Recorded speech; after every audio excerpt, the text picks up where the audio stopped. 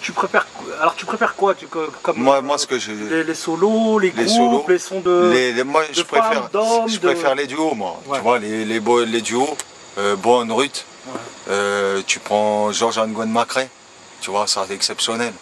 Georges Nguyen Macré, c'est une tuerie. C'est une tuerie, d'ailleurs, je m'en suis séparé, bien évidemment. Bohan Ruth, c'est énorme. T'as quoi d'autre? Mais t'as plein de duos. Comme ça me vient pas de mémoire, parce qu'il y en a trop, tu vois.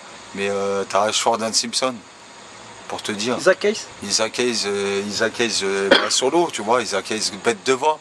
T'as Barry White, faut pas l'oublier. Hein, j'en ai parlé tout à l'heure. Mais Barry White, c'est une tuerie. Avec son orchestre, c'est une limited orchestra, tu vois. T'as plein de petits groupes underground, tu vois, qu'on fait des petits 45 tours, de malades. Tu vois ce que je veux dire?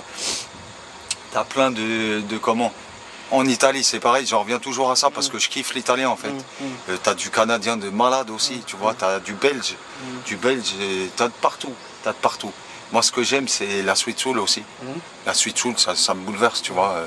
Une référence, que te dire? Je vais te donner une référence. Bon, allez, Sid Johnson, t'as aussi, Sid Johnson, Is It Because I'm Black? Fait avec le cœur, t'écoutes ça en 72, j'avais l'original, je l'ai viré. C'est pareil, mal au cœur que j'ai, je l'avais cherché 15 piges. T'en avais qui coûtaient cher? Ouais, Sid Johnson. Hein. Sid Johnson, j'avais surtout Sid Johnson de Gordon Stemple, tu vois, en 70. J'avais quoi? J'avais plein de trucs. Je te dis, j'ai viré 1500 disques que de la qualité. Beaucoup de qualité, on va dire, j'avais les classiques, mais beaucoup de qualité, tu vois, des trucs de malade. J'avais quoi? J'avais... tu parlais de musique brésilienne, là, Banda Black Rio en original, tu vois, le Maria Fumaça. J'avais le Miss Cheryl, pour ceux qui connaissent. Une pète de son, Miss Cheryl. Funk, une tuerie. J'avais quoi? J'avais de l'hollandais en funk. Blue Fever, les 2 albums. J'avais quoi? J'avais du claps français, pressé à Saint-Mandé, tu vois. Pète de groupe, j'avais Sydney qui a fait son groupe. Black Twatzenko, avec leur fameux morceau Action for Love, tu vois. J'avais plein de trucs et j'aime tout en fait. C'est lequel Alors, quel est le premier que tu as eu? Le premier que j'ai eu. Et celui que tu avais, le dernier que tu as écouté le premier, avant de t'en séparer, là. Le premier que j'ai eu, c'est Unlimited Touch, le premier album. J'ai eu en fait un lot avec John's Girl, Can't Have My Love, l'album de 84, le jaune, donc ceux qui connaissent ils sauront. J'ai eu quoi? Must Be The Music, j'ai Secret Weapon, tu vois. J'avais eu ça, 10 petits disques, tu vois. J'ai eu The Silver, comme Back Lover, tu vois. J'ai eu quoi d'autre? Ah, ça remonte à loin, tu sais, 20 ans, 21 ans. J'ai eu quoi d'autre? Jérôme Prester, c'est Yubi. J'ai eu du D-Trend, j'ai eu du Luther Vandross. Mais pas les trucs de soul, je les ai eu après, les trucs de soul, ces premiers albums là. J'ai eu où il y avait Funky Music, ça c'est un classique, mais c'est une tuerie, c'est ça qui me fait vibrer. Tu vois. J'ai eu quoi d'autre? J'ai eu Glenn Jones, des trucs comme ça, tu vois, vraiment des classiques, tu vois. Alphonse Mouzon. J'ai eu les classiques, je te dis, tu vois. Et après j'ai attaqué les pièces directes. Je suis parti dans du Thriller, Chemistry, des petits maxi obscurs, des pièces qui sont devenues classiques maintenant parce qu'il y a avec le net, tu vois, c'était plus comme avant.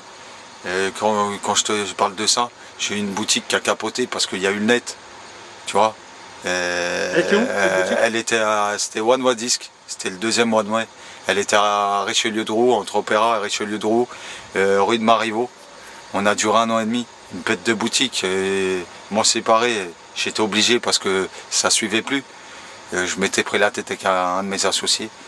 Et je lui passe pas le bonjour d'ailleurs, mais c'est pas grave, hein, c'est une blague. Mais non, c'est vrai. C'est la vie, c'est comme ça. J'ai fait mon rêve, on va dire. Tu vois, j'étais avec des pètes de producteurs de New York, monsieur Vincent Montana, qui a fait MFSB. Tu vois, c'est pas rien, ou Salsoul sous l'orchestra. Tu vois, Galloway, le morceau Galloway. J'étais avec lui à l'ouverture à l'inauguration de la boutique. Donc on vendait là-bas du vinyle. C'était mortel, c'était mon kiff. On renseignait les gens, pas les esquinter, on les esquintait pas trop, tu vois, au niveau des tarots. On leur vendait des bêtes de pièces. Et c'était un pur kiff, tu vois, de renseigner les gens et de leur faire plaisir, tu vois leurs yeux, tu vois les poils qui se dressent, façon de parler. Quoi que tu vois dans leurs yeux? Qu'est-ce que tu voyais dans leurs yeux? La magie, du bonheur, du sourire, et surtout dans leurs yeux, la magie, je te dis, c'est la magie de la musique. Ça les fait voyager directement, tu vois. Des étoiles? Des étoiles limite, des étoiles limite, t'as raison, des étoiles limite. Ils regardent la galette, tu vois, tourner sur la platine. Parfois, Ils ce sont que tu là. fais avec ta main, tu fais quoi là? Sur la platine, là, comme ça, là. Ils voient la galette, elle tourne, tu vois, moi je suis en train de lui passer. Et Srap DJ, allez, je la fais à la robe. Hein. Srap DJ, tu vois, tu es en train de la passer, la galette, ils sont là. C'est comme les soirées. Ils sont là, les gens, ils dansent, ils ont le sourire, ils kiffent. Tu transmets le message de l'artiste. C'est ça que j'aimais, quoi. Et après, toi, tu transmets à ton tour ton message que tu veux le faire passer comment tu influes sur le thème de la soirée, quoi. Tu vois. Et toi, tu es ça. Tu es un DJ, Selecta. Tu dis Sahab DJ. Maintenant, moi, j'ai utilisé tout à l'heure Sahab. Avant, on disait Sahab la cam. Ouais, ouais. Mais on sait aussi qu'on peut dire la cam quand on parle de vinyle, bien sûr, bien sûr.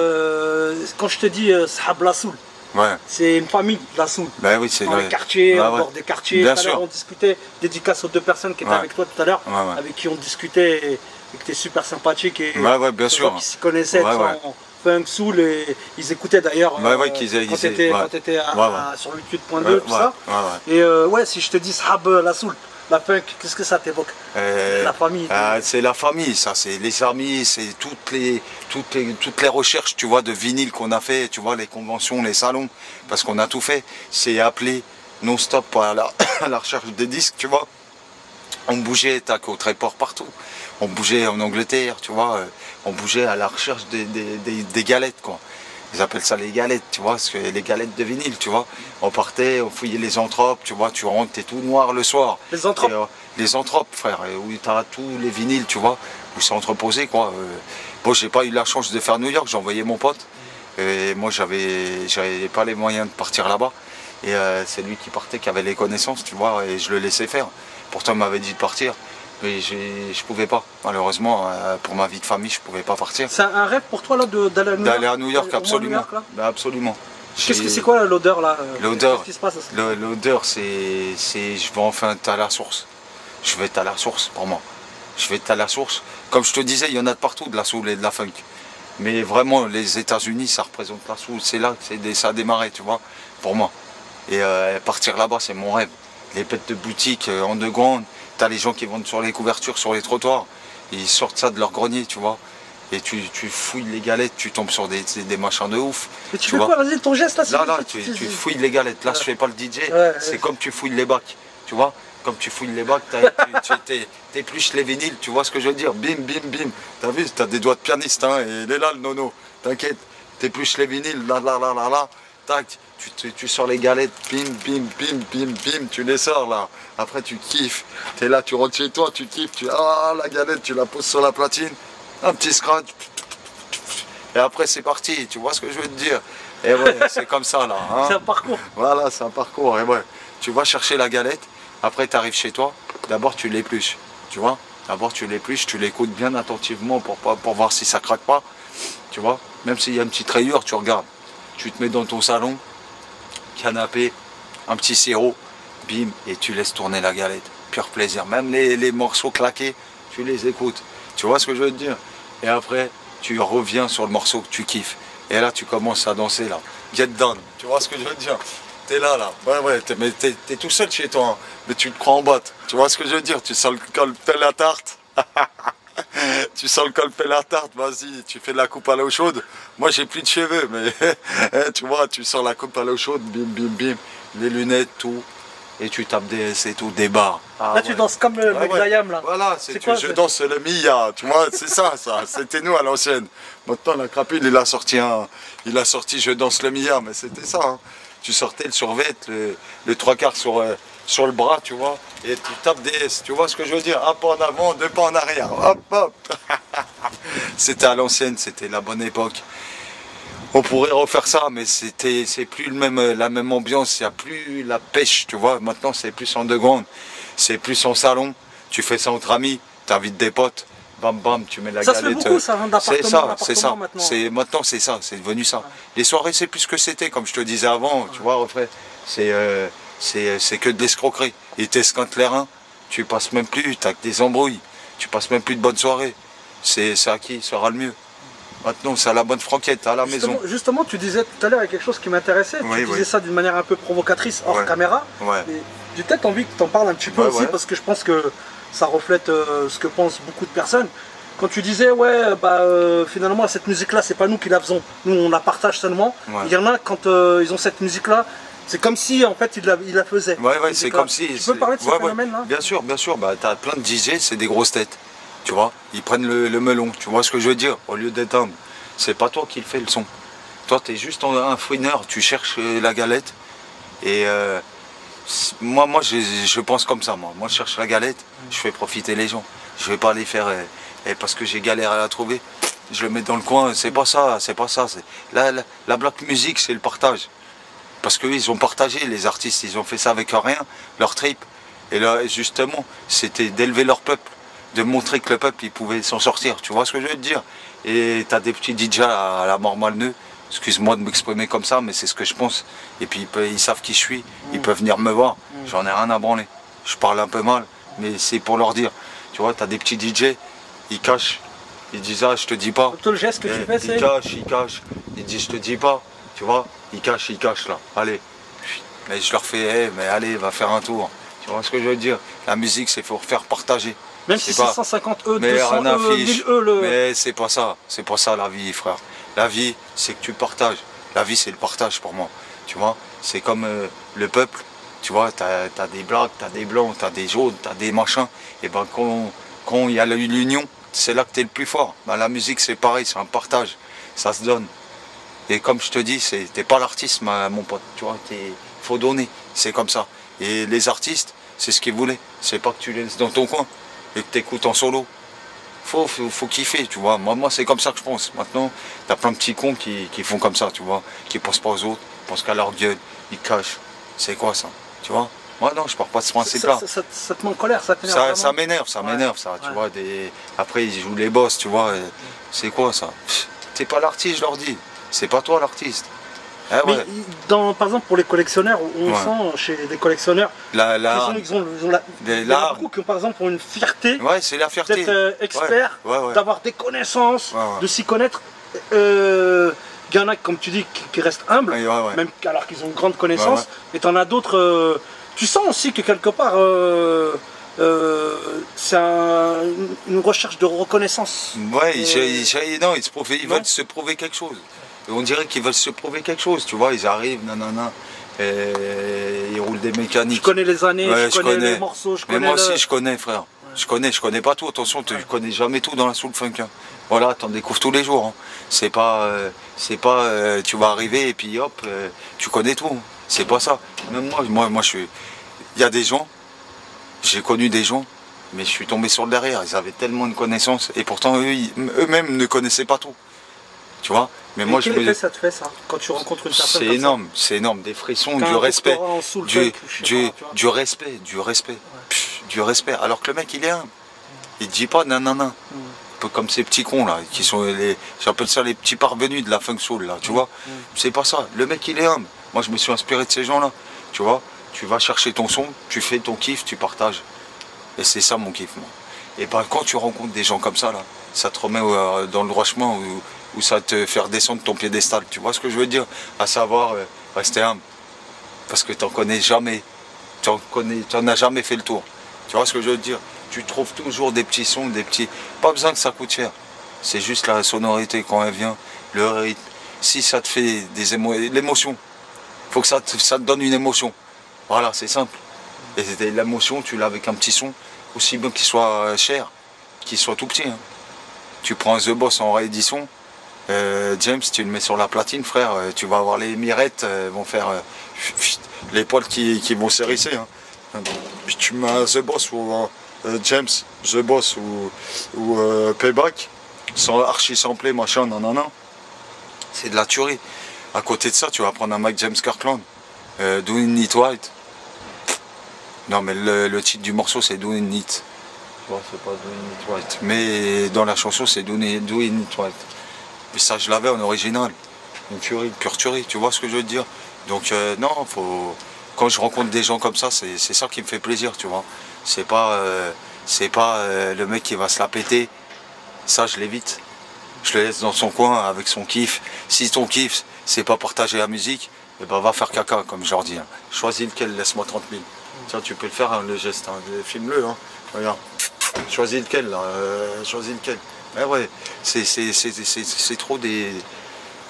Je sais pas comment te dire ça, là. C'est trop des bébêtes. Parce que la musique, c'est un partage. C'est où que tu allais, toi, chercher la musique? J'allais un peu partout. J'allais chez plein de gens. J'avais les particuliers que tu rencontres, du bouche à oreille. J'allais à Montparnasse quand j'étais tout petit, bien évidemment. Après, j'ai refait One Way avec mon pote qui était de Montparnasse, lui, c'était à lui le premier One Way, tu vois. Et on a refait le deuxième One Way parce qu'il savait que c'était mon kiff, tu vois. Il savait que c'était mon kiff. T'allais à Clignancourt aussi? J'allais à Clignancourt, bien sûr. J'ai commencé là-bas, là. En partie, j'ai commencé là-bas, avec les cassettes.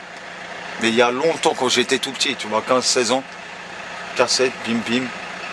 D'ailleurs, chez Samad, les jumeaux, Momo, GG, DJ GG, mortel, mon ami, lui. Grosse dédicace. Popeye aussi, Popeye, bien sûr.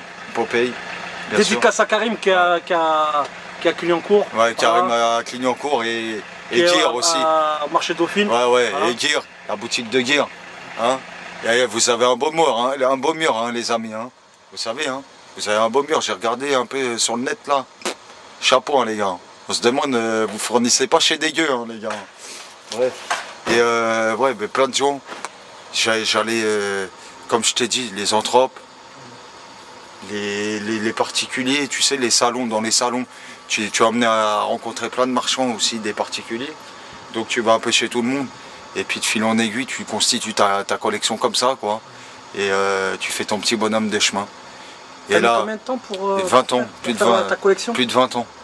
Plus de 20 ans. Ouais. Ça veut dire qu'en l'espace de très peu de temps, tu as vendu en une fois ta collection? Une fois, un lot. Je voulais pas la dissocier. En 20 ans, ouais.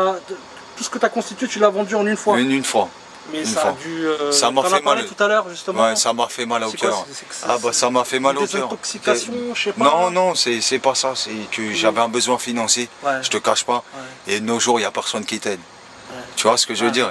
Et même tu as des amis, ils te laissent en galère. Ouais. Comme j'aime pas demander aux gens, tu demandes un petit peu, ça dit non.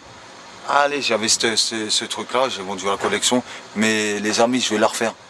J'ai ça dans la peau, je vais la refaire. Ok, voilà. Et mais ça m'a fait mal au cœur, je te cache pas, frère. Ça m'a super dégoûté.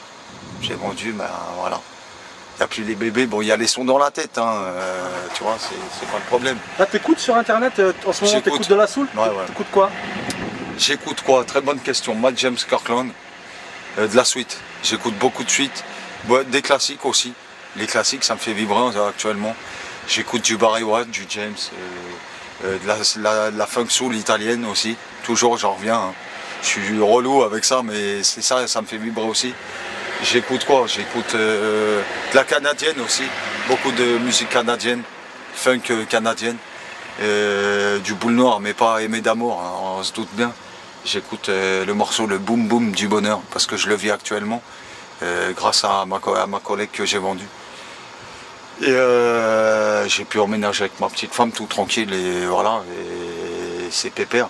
Et ouais, j'écoute un peu de tout ça, j'écoute aussi du hip-hop américain, un peu de rap français, mais les bons artistes, genre Kerry James, grosse dédicace à Kerry James, parce que je trouve que c'est un sacré poète qui rime très très bien. Et je le connais un petit peu. Ouais, un petit peu. Ils utilisent beaucoup de soul, justement. Ouais, beaucoup de soul. Mais tous les rappeurs en général, ils utilisent beaucoup de soul. Tu vois, IAM, NTM, tu vois. Et ouais, ils utilisent tous un peu de beaucoup de soul, de samples. Il n'y a pas que de ça, ils utilisent aussi la chanson française. Mais ouais. Mais moi, que je me réfère, tu vois, c'est Kerry James, c'est une bombe, tu vois. Il sait ce qu'il dit, tu vois. Moi, je fais une petite dédicace à Alpha 520 que j'ai vu tout à l'heure à Clignancourt. Ouais. Je lui ai proposé justement de faire une interview par rapport à la soul, la funk. Il m'a dit qu'il a arrêté un petit peu tout ça. J'ai fait une big dédicace, voilà, parce que le mec il a fait plein de trucs. Je lui ai dit que j'étais pas d'accord avec tout ce qu'il a fait, mais que j'estimais son travail et surtout ce qu'il était devenu là actuellement. Donc voilà, il a refusé, mais bon, dédicace à toi, Alpha 520, même si je te connais pas. Voilà, parce que Clignancourt aussi, finalement, c'est beaucoup devenu comme ça là récemment. Et dédicace à tous ceux que j'ai rencontrés aussi, j'en profite. Tous ceux que j'ai rencontrés à Clignancourt. Shems Dean, Saad. Plein de gars en fait que j'ai rencontrés comme ça par hasard et que les gens vont voir aussi à travers ce documentaire street de la rue que je suis en train de faire. Donc voilà, dédicace à Bella, dédicace à Smaïn de Chenonceau, dédicace à Mehdi de Cheverny, dédicace à il y a plein de gars de Boval, de Meaux qui écoutaient de la soul. Voilà, à Mourad, Ezoui, mais je vais pas dire terminer son nom. Voilà, plein de gars en fait que moi j'écoutais pas de la soul, ils écoutaient de la soul. Donc toi, c'est dans les quartiers que tu as appris la soul? Dans les quartiers, dans les moi c'est avec un ami. Non, moi j'étais du ghetto, mais c'est avec mon ami en fait. Lui il avait des cassettes, on était dans la voiture. Lui il était un petit peu plus vieux que moi, tu vois. Et on était dans la voiture. Et comme je te dis, il avait des cassettes et notre kiff c'était quoi? J'écoutais ça, on faisait des tours de Verdine, tu vois. On tournait. Et après, on est parti plus pointu, quoi. Mais à la base de tout, c'est à la cité, tu vois, dans le quartier, dans le ghetto, tu vois. Et de fil en aiguille, puis quelque part, tu grandis, tu mûris, et puis tu cherches ta autre source d'intérêt. Donc tu fais ça mieux. Mais à la base, tout commence comme ça, quoi. Qu'est-ce qui fait que, par exemple, c'est la dernière question que je vais te poser là. Bien sûr. Après, on terminera. Mais qu'est-ce qui fait que dans les ghettos français, dans les quartiers français, on parlait du rap aussi, qui a eu un impact incroyable. Qu'est-ce qui fait que aussi dans les ghettos français, les gens qui étaient aussi avant notre génération, on va dire ceux qui ont aujourd'hui peut-être 50, 60 ans, nos grands frères, ils étaient à fond dans la soul, de la funk. Qu'est-ce qui fait qu'il y avait beaucoup de rebeux aussi qui écoutaient de la soul, de la funk? Est-ce que tu peux me le confirmer ou pas? Bien sûr. Pourquoi à ton avis? Qu'est-ce qui s'est passé à cette époque? Eh bien écoute, c'est quoi ta moi ce que je pense, tu vois, c'est que c'est venu des grands frères. Tu vois, les grands frères, ils ont kiffé ça, tu vois. Et vu que c'était tu vois, je te parlais des communautés, tu vois, on était vachement soudés. Eux, ils devaient être encore plus soudés avant, tu vois. Et c'est ça qui les a rapprochés. Et tu vois, beaucoup de blacks, c'est eux les artistes. Et ben c'est eux qui ont amené ça. Et comme c'était soudé les peuples, et ben certainement que c'est venu de là que les rebeux de nos cités, ils se sont mis là-dedans. Tu vois, je pense que c'est ça. Peut-être je me trompe, attention, hein, j'en sais rien. Mais je pense comme ça, moi. C'est les grands frères, ils ont emmené ça, puis de fil en aiguille, t'as les petits frères et ils entendent ça, ils sont bercés à ça. Ils y viennent et ainsi de suite, tu vois. Mais ça se perd. T'as encore des puristes, tu vois, comme nous, t'as encore des puristes et ça lâchera pas. Mais t'as beaucoup moins. Ils sont partis, les petits jeunes sont dans le rap, tu vois, mais tu leur fais écouter des fois un petit morceau, ils kiffent, mais là, le classique, pas comme nous. Tu vois ce que je veux dire? Voilà, c'est ce que je pense. Donc tu parlais aussi de blanc, jaune, tous unis. Il y avait l'immigration, tout à l'heure on en parlait hors caméra. Les années de l'immigration en France aussi. Les gens arrivés dans les quartiers. Voilà, ça a amené la culture. Ça a amené la culture multiple, tu vois. C'est tous ensemble et chacun s'est apporté ses connaissances et son mode de vie. Et on était tous ensemble, élevés tous ensemble. Un jour, ça mangeait turc, un jour tunisien, machin. Il n'y avait pas de discrimination là. Chacun chez soi, les Arabes avec les Arabes, les Noirs. C'est dur de parler comme ça, mais c'est ça de nos jours, tu vois. Et encore maintenant, c'est devenu quoi? On va se dire, les Marocains d'un côté, les Tunisiens d'un côté, et les Algériens d'un côté, les Turcs, machin. C'est minable, moi je trouve. Parce que comme je te disais, un peuple qui est bien, c'est un peuple uni, soudé, ça va de l'avant. Tu vois, c'est cosmopolite, c'est mieux comme ça. Chacun chez soi, c'est quoi ça? Alors après, tu restes dans ton cocon, tu veux même pas t'intéresser aux autres. Moi, je pars pas de ce principe-là, tu vois. Moi, j'aime tout le monde, tu vois ce que je veux dire. Et beaucoup de gens, ils penseraient comme ça, ben, on irait plus loin. Tu vois, regarde comme toi, on a un échange. Tu vois ce que je veux dire. Mais il y en a beaucoup, ils font pas ça. C'est chacun pour soi, quelque part. Ou chacun chauvin, tu vois, quelque part. T'as quoi à te prouver, mon frère? T'es un être humain, t'as le même sang. Hein. Tout le monde a la même couleur de sang, frère. Hein. Moi, c'est ce que je pense, tu vois. Et c'est pareil pour la musique. Et aux États-Unis aussi? Aux États-Unis, ce qui s'est passé aux États-Unis, c'est encore pire. Ici en France, nous, on a 10 ans. Ouais. C'est encore pire là-bas aux States. Mais eux, ils ont 10 ans d'avance. Tu vois, c'est la ségrégation, tout ça, là, c'est catastrophique. Et eux, je te dis, ils ont de l'avance sur nous. C'est peut-être pas une chance d'avoir de l'avance autant, tu vois, à ce niveau-là. Tu vois, c'est quelque part lamentable. Et ça doit se voir 10 fois plus que chez nous. Ici, c'est plus la politique de l'autruche, tu vois, ou le volet fermé et la délation. Tu vois ce que je veux dire? À savoir, ils sont derrière leur volet, ils vont te mettre minable, ils appellent le 17, tu vois, les messieurs. Je vais taire leur nom pour ne pas, on sait jamais, la caméra, hein, s'ils me tombent dessus, j'ai pas envie de faire de news. Non, je plaisante. Un petit clin d'œil à eux, hein, monsieur la police. Bon, bref. Non, mais c'est vrai, tu vois, c'est ça. Il y a plein de machins qui se cachent. Et c'est lamentable. Et aux États-Unis, c'est encore pire. Donc ouais, c'est très très regrettable. Moi je partirais d'une France soudée ou des States. Bon, mais moi je suis pas aux States, mais je partirais d'une France soudée, tu vois, où tout le monde s'entendrait bien. Et ça, c'est de l'utopie, c'est du domaine du rêve. Parce que de nos jours, c'est plus possible. Si, il y a encore des personnes comme toi et moi, tu vois, tu as vu là. On s'est connus et le feeling il est passé tout de suite, on était avec des gens, le feeling il est passé tout de suite de fil en aiguille, on a fait un petit groupe, on s'est parlé tous ensemble et puis ça a bien fonctionné, tu vois ce que je veux dire, et puis ça va certainement déboucher sur une très très bonne entente je pense, mais il y a très peu de gens qui sont capables de faire ça, tu vois, de nos jours, je pense quoi, je pense pas me tromper, c'est ça quoi. Je te remercie. Voilà mon Kim, hein. Et que te dire sur ça là? Vas-y. Et que te dire sur ça? On va peut-être clôturer là, parce que j'ai plus de salive. Faut qu'on retrouve notre famille respective. Ouais.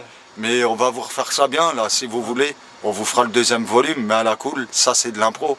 Il n'y a rien de préparé. Et je vous présenterai peut-être au cours d'un autre reportage un ami avec qui j'ai commencé la collection. Et qui a une super connaissance aussi, et ça me ferait super plaisir qu'on parle, lui et moi, on vous fera un ping-pong, vous allez voir deux uluberlus de banlieue qui vont vous parler de son, et pourquoi pas vous balancer du vinyle, des petits sons comme ça derrière, et vous verrez, ça va certainement vous plaire, quoi, à vous tous, ceux qui allez voir ce reportage, préparez-vous, ça va être de la tuerie, voilà, grosse dédicace à mes cousins de Lyon, et à mon cousin de Montreuil, mes yeux, je pense à toi, et à monsieur Boban, t'es une bombe, et je pense à toi aussi, ma petite femme et son fils Louis-Victor, et je vous embrasse et je vous aime, mes parents, voilà, toute ma famille, et dédicace à toi frère, mon Hakim, t'es une bombe, et merci pour ce reportage, et c'était à la Cool-Ups, et il n'y a pas de je me la pète ou quoi, ça vient du cœur, et vive la funk et la soul, ou la soul et la funk, ça marche dans les deux sens. Et bien sûr la culture hip-hop, le graffiti, tout ça, et tout le monde. Et je vous aime. Peace. Voilà. Ça m'a fait plaisir. Voilà, mon Hakim. Ok. Bah. C'est parti. Peace.